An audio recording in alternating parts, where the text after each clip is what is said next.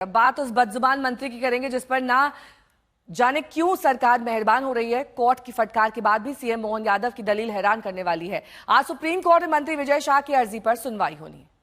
और जिन्होंने हमारी बेटियों के सिंदूर उजाड़े थे, लोगों को हमने उन्हीं की बहन बेच करके उनकी ऐसी केसी करवाई। 2025 की रात तुमने हमारी बहनों को अगर विधवा किया है तो तुम्हारे समाज की बहन आके विजय साहब पर क्या आखिर ऐसा क्या है कि मध्य प्रदेश के बड़बोले मंत्री विजय शाह तमाम लताड़ फटकार एफआईआर के बाद भी कुर्सी पर जमे हुए हैं। आखिर सरकार उन पर क्यों मेहरबान है? मोहन यादव क्यों उनके बचाव में हैं? उन्हें क्यों लगता है कि कुछ हुआ ही नहीं? विजय साहब पर क्या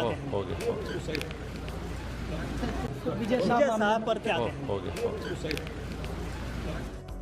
कर्नल सोफिया से बदजुमानी पर विजय शाह का क्या नहीं हुआ? हाईकोर्ट ने संज्ञान लेकर केस दर्ज करवाया, सुप्रीम कोर्ट ने कोई राहत नहीं दी, चौतरफा आलोचना हुई, महिला आयोग ने नाराजगी जताई, फिर भी मोहन यादव को नहीं लगता है कि मामला गंभीर है।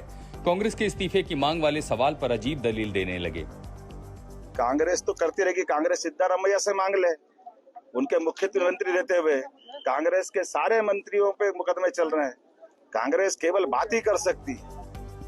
हैरानी तो ये है कि हाईकोर्ट के आदेश पर भी खानापूर्ति हुई। हाईकोर्ट को यहाँ तक कहना पड़ा, एफआईआर को पूरी तरह से देखने पर संदिग्ध के कार्यों का एक भी उल्लेख नहीं मिला जो उसके खिलाफ दर्ज किए गए अपराधों के तत्वों को संतुष्ट करता हो। एफआईआर इस तरह दर्ज की गई ताकि यदि पूर्ववर्ती सीआरपीसी की धारा 482 के अंतर्गत चुनौती दी जाती है तो इसे रद्द किया जा सके, क्योंकि इसमें भौतिक विवरण की कमी है। और सुनिए, हाईकोर्ट आगे कहता है कि मंत्री विजय शाह का बयान सांप्रदायिकता को बढ़ावा देने वाला है, भारत की एकता अखंडता को खतरे में डालने का अपराध दर्ज करें। अगर एफआईआर दर्ज नहीं की गई तो डीजीपी पर कोर्ट की अवमानना की कार्रवाई होगी। कल हाईकोर्ट के आदेश के पालन में इसमें एफआईआर दर्ज की गई है। धारा 152, धारा 196 और 197 इसमें कल एफआईआर दर्ज की गई है। बेशर्मी देखिए, एफआईआर के खिलाफ विजय शाह सुप्रीम कोर्ट पहुंच गए, लेकिन सुप्रीम कोर्ट ने भी लताड़ लगाई। सुप्रीम कोर्ट ने पूछा कि आप हाईकोर्ट क्यों नहीं गए, आप किस तरह के बयान दे रहे हैं, देखना चाहिए कैसे हालात हैं, आप जिम्मेदार पद पर हैं, जिम्मेदारी निभानी चाहिए। ऐसे मंत्रियों का क्या करना है ये सरकार को भी समझ नहीं आता, तो ये भी कोर्ट तय करेगा। ऐसे लोग मंत्री बनने के काबिल नहीं हैं। भोपाल से रवीश पाल सिंह के साथ आज तक ब्यूरो। अनीशा माथुर मेरी सहयोगी इस वक्त तमाम जानकारी के साथ जुड़ गई हैं। अनीशा, कोर्ट ने फटकार तो लगाई है, लेकिन सुप्रीम कोर्ट के पास कार्रवाई करने के क्या प्रावधान है? किस तरह की कार्रवाई की जा सकती है मंत्री जी के खिलाफ?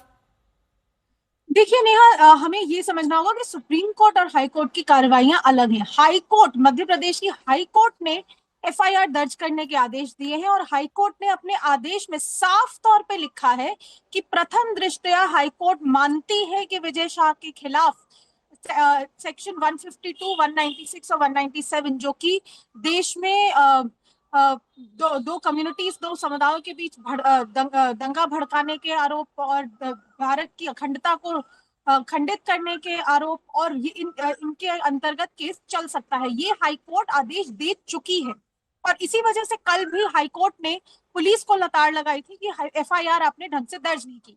अब हाई कोर्ट के उस निर्णय के खिलाफ विजय शाह सुप्रीम कोर्ट आए हैं ये कहते हुए कि वो माफी मांग चुके हैं, पब्लिक में माफी मांग चुके हैं। उनका कोई अंदेशा नहीं था कर्नल सोफिया के खिलाफ कुछ कहने का। लेकिन कल भी अगर आप देखें तो chief justice of India BR Gavai ने खूब उनको यही सवाल किया है कि आप इस पद पर होते हुए भी इतनी गैर जिम्मेदाराना हरकत कैसे कर सकते हैं, इतनी गैर जिम्मेदाराना बात कैसे कर सकते हैं, ये शोभा नहीं देता। अब आज जस्टिस सूर्यकांत की खंडपीठ के सामने विजय शाह की केस की सुनवाई होगी। विजय शाह ने ये कहा है कि उनके खिलाफ जो हाईकोर्ट का ऑर्डर है उस पर रोक लगाई जाए, उनके खिलाफ जो एफआईआर हुई है उस पर रोक लगाई जाए।